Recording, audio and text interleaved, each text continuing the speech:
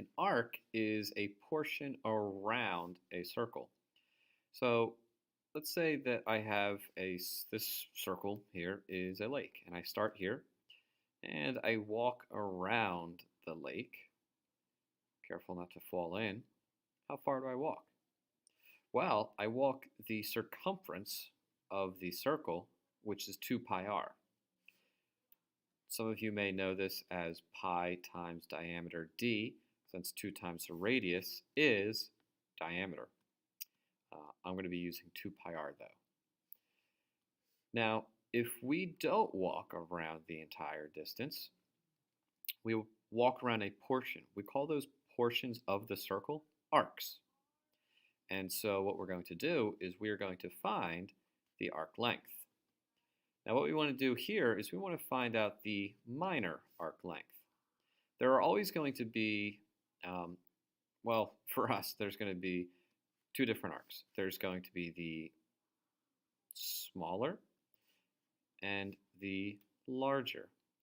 As you can see, this arc in green is larger, it's longer than the arc in yellow. The arc in green is what we call the major arc because it's larger, and the yellow arc is the minor arc because it's smaller. If you have the arcs split 50-50, then it's a semicircle. So what we are going to do is we are going to find the length of this arc. Now again, if I walk around the entire length of the circle, that's 2 pi r.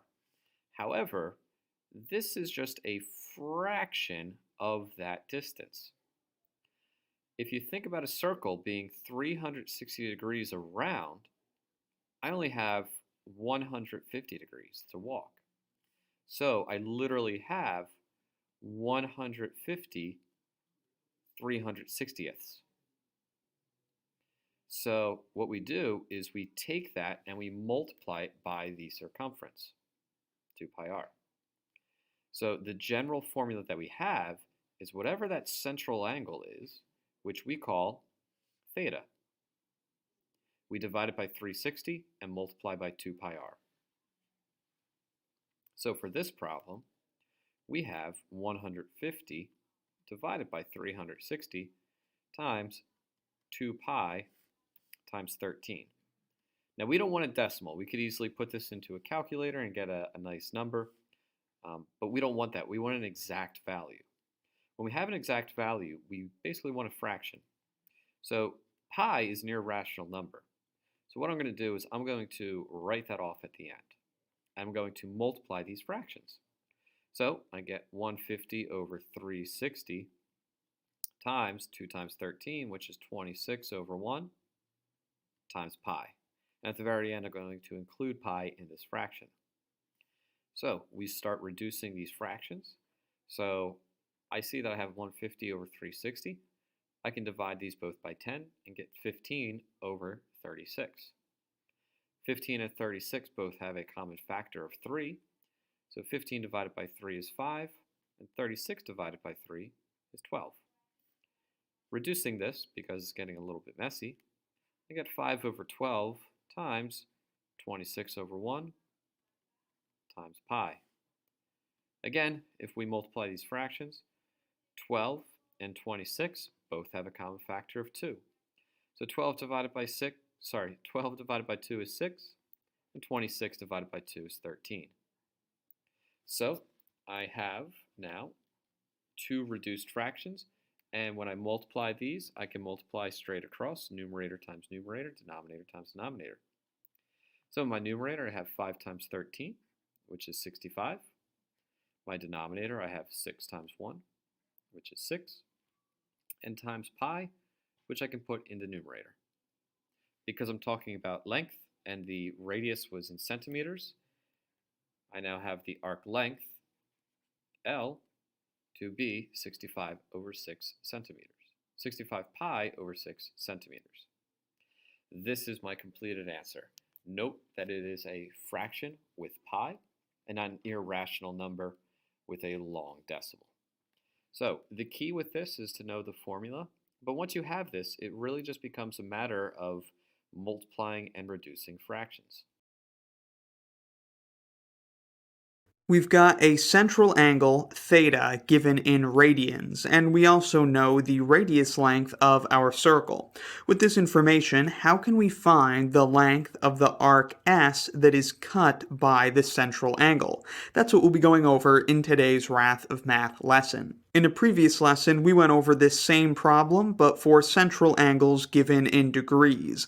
I'll leave a link to that lesson in the description if you're interested. Things work out even nicer when we are given the angle in radians. To solve this problem easily, all we have to do is remember what a radian really is. The measure of this angle in radians, by definition of radians, tells us how many radius lengths long the arc is that is cut by the angle. In other words, if our central angle theta is equal to 1 radian, that means that the arc it cuts, S, has a length equal to 1 radius, so in this case equal to r. It's really that simple. So if the central angle is equal to 2 radians, for example, then the arc it cuts is going to have a length equal to 2 times the radius length of the circle. And it is that easy in general. The length of an arc in a circle cut by a central angle with a measure of theta radians is equal to theta multiplied by the radius length of the circle. Beautiful. So for a specific example, let's say we're given our central angle has a measure of pi over 6 radians, and our radius length of the circle is 2 centimeters. Then the length of the arc cut by that central angle is going to be equal to our angle measure, which is pi over 6, multiplied by 2 centimeters. Then, to simplify this, we'll leave centimeters at the end, but let's bring the 2 inside this numerator with pi. So our arc length is equal to 2 pi over 6 centimeters. And then can we reduce 2 pi over 6? Well, we certainly can, because 2 over 6 is the same as 1 over 3. So this would reduce to 1 over 3 pi, or pi over 3 centimeters.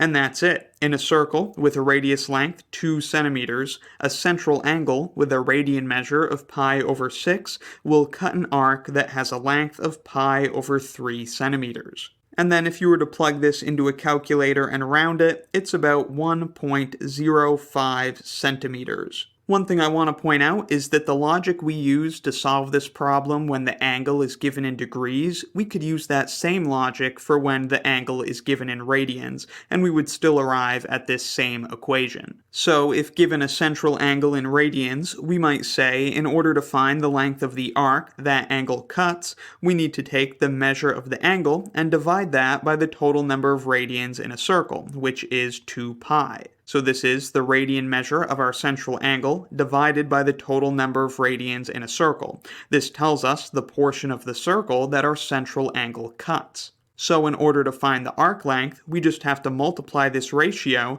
by the total circumference of the circle. That circumference, written in terms of the radius, is equal to 2 pi times the radius. Then we see the 2 pi's will cancel out and we'll be left with the expression we had earlier, the angle measure in radians multiplied by the radius. So again, we can arrive at this equation that the arc length is equal to the radian measure of the angle multiplied by the radius. We can arrive at that equation using the same reasoning we did for an angle given in degrees, or we can arrive at the equation just by thinking about the definition of radians. But that is all there is to it. Now here's a practice problem to try on your own. Our central angle has a measure of pi over 4 radians, and the radius measure of the circle is 8 meters. So what is the length of the arc cut by this central angle?